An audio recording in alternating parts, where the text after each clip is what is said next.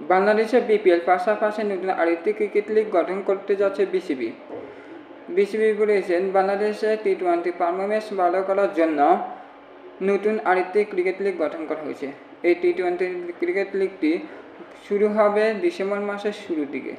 December মাসের 5 তারিখ থেকে শুরু হয়ে শেষ হবে 17 তারিখ পর্যন্ত। টি-20 লিগে ফাইনাল ম্যাচ শুরু হবে 17 তারিখে। বাংলাদেশের শুধুমাত্র একটি টি-20 লিগ গঠন করা হয়েছে, সেই টি-20 লিগটি হচ্ছে বিপিএল।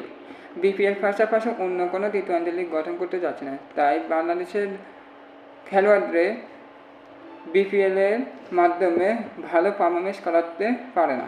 তাই বাংলাদেশের ক্রিকেট বোর্ড উদ্যোগ নিয়েছে বিপিএল পাশাপাশি নতুন আরেকটি টি-20 লিগ গঠন করবে।